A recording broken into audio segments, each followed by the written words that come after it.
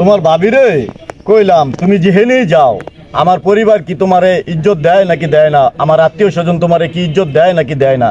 কইলো যে না ইজ্জত দেয়, যেহেনেই যাই সবাই কয় যে কামরুলের বউ কামরুলের বউ। তো আমার বউ তো কইবই।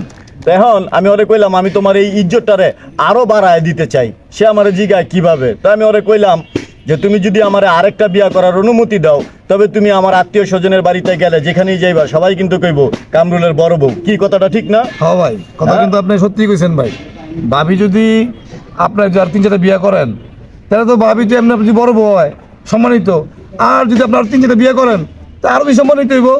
আপনি কোনো টেনশনই করেন না ভাই, আমরা দরকার হলে বন্ধু বান্ধব গিয়া ভাবিরে বুঝাবো ভাই যে আপনি বাইরে বিয়ে করার অনুমতি দেন দয়া করে। তুমি একটু বাসায় গিয়া বুঝাই। আচ্ছা ভাই, হবে কইব না, আপনি টেনশন মনে নেন না করো ভাই। এখন যদি আমার 3টা বউ থাকে ওরে কিন্তু বড় বউ কইব, হ্যাঁ ভাই। আমার মেজো বউ কিন্তু ইজ্জতদারি হইব, ওরও কিন্তু কইব কামরুলের মেজো বউ। হ্যাঁ ভাই। ছোট বউ ওরও কিন্তু ইজ্জত কম হইব না, ওরও হ্যাঁ ভাই। দেখে কইব কি কামরুলের ছোট বউ। তো এখানে কিন্তু আমারও ইজ্জতটা একটু বাড়লো, কিন্তু এই জিনিসটাই ওরে বুঝাইতে পারি না। আপনি টেনশন করেন না তো ভাই, ভাবিরে আমরা গেলে লাগলে বুঝাবো ভাই, কোনো টেনশন করেন না। ভাবির বুঝাবো, ভাবি আপনি ইচ্ছে চান না তাহলে বাইরে একটা বিয়ে করার অনুমতি দেন। কথা দিলা তো যাইবা তো বাসায়? ইনশাআল্লাহ। হ্যাঁ হ্যাঁ ভাই, কেমন ভাই? ঠিক আছে। এই হইলো আমার আপন ছোট ভাইয়ের মতো কথা কইছো মিয়া।